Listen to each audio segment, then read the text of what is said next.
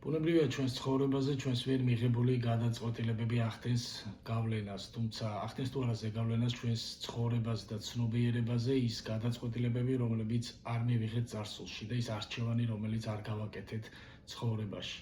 ბევრს გონია ალბათ სინანულის განცდა იმასთან დაკავშირებით, რომ სხვანაირად რომ მოქცეულიყო წარსულში და სხვა გზა აირჩია, სულ სხვა მიმართულებით განვითარდებოდა მის ცხოვრება. დღეს მინდა გესაუბროთ იმ ავტორზე, რომელიც ამ საკითხს უღრმავდება მის ერთ-ერთ გამორჩეულ მოთხრობაში, რომელსაც ქვია განტოტვილ ბილიქთა, განშტოებულ ბილიქთა ბაღი და რომლის ავტორიც არის ხორხე ლუის ბორხესი, უდიდესი არგენტინელი მწერალი. ბუნებრივია სიუჟეტის მოყოლას დიდი შინაარსი პრინციპში შეიძლება არც გააჩნდეს, რადგან სიუჟეტის ფორმას იღებს უბრალოდ ბორხესი მისი მთავარი სათქმელის გამოსახატად და აქ სიღრმე და შინაარსი გაცილებით მნიშვნელოვანი და ფილოსოფიურია, ვიდრე ფორმა იმ სიუჟეტისას, რომელსაც ბორხესი ამ მოთხრობით მიმართავს. თუმცა შეიძლება მოკლედ სიუჟეტზე რომ მოვყვეთ, ეს არის პირველი მსოფლიო ომი და არის ჯაშუშ კაცზე, ჩინელ ჯაშუშზე, რომელიც გერმანელების მხარეს მუშაობს, მას აქვს ინფორმაცია, რომ უნდა დაბომბონ მოკავშირეთა ქვეყნებმა გერმანიის ქალაქი ალბერტი და სწორედ ამ ინფორმაციის მიწოდებას ცდილობს გერმანელებისთვის, თუმცა ის ამას აკეთებს საკმაოდ უცნაური ფორმით, გადაწყვიტავს, რომ საკმაოდ უცნაური ფორმით გააკეთოს ეს. მოკლას მოიძიოს ადამიანი სახელად ალბერტი, მოკლას ეს ადამიანი და როდესაც ეს მკვლელობის ინფორმაცია მკვლელობის შესახებ გაჟღერდება პრესის ფურცლებზე და გაზეთებში ამ ფორმით შეატყობინებს გერმანელებს, რომ ისინი ქალაქ ალბერტის დაბომბვას აპირებენ. და მიიღებს ამ გადაწყვეტილებას ეს ჩინელი ჯაშუში და მოძებნის ვინმე ალბერტს, რომელსაც მიაკითხავს სახლში, თუმცა აღმოჩნდება, რომ ეს ალბერტი არის კაცი, რომელიც სწავლობს ამ ჩინელი ჯაშუშის წინაპრის ისტორიას.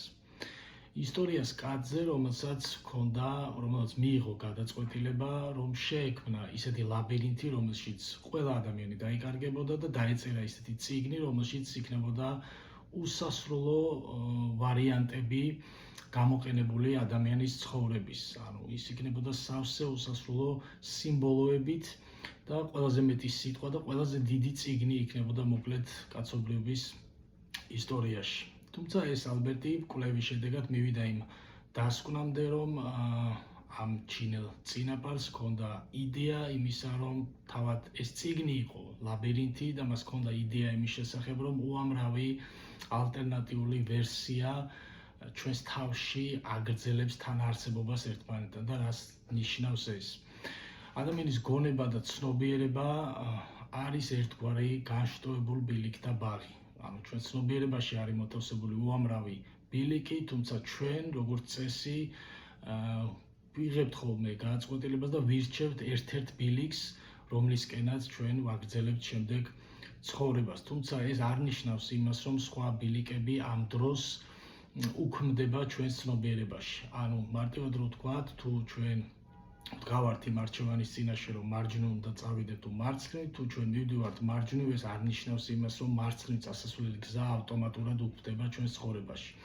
უფრო მეტიც, ის გზა, რომელიც ჩვენ არ გავიარეთ და რომელიც არ ავირჩიეთ, აუცილებლად აგრძელებს ზეგავლენის მოხდენას ჩვენს ცხოვრებას და ჩვენს ცნობიერებას და სწორედ ეს ვლინდება ისეთ ემოციებში, როგორიც არის მაგალითად სინანული, რომ ჩვენ შეიძლება ვნანობდეთ იმ არ გადადგმულ ნაბიჯს, რომელიც წარსულში არ გავაკეთეთ და არ ჩავიდინეთ.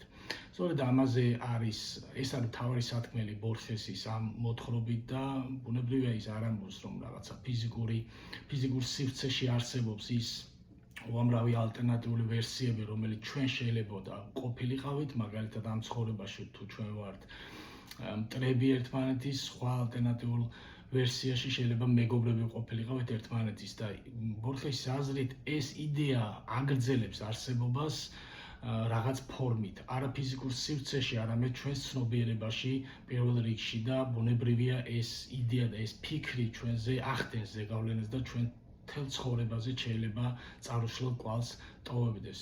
სწორედ ეს არის ბორხესის მთავარი სათქმელი ამ მოთხრობით. ბრწყინვალე ოსტატია ბორხესი, ვინც იცნობს ამ ავტორს, ბუნებრივია მოთხრობების ხო უამრავი, კარგი მოთხრობა, ალბათ ყველა მოთხრობა შედევრია მის შემოქმედებაში და აუცილებლად გირჩევთ იმ ადამიანებს, ვისაც ჯერ კიდევ არ აქვს წაკითხული ეს ავტორი. Პოლოსკი, ვისაც მოგწონთ წიგნების განხილვის ჩემი ვერსია, აუცილებლად დაალაიქეთ, დააკომენტარეთ და გამოიწერეთ არხი.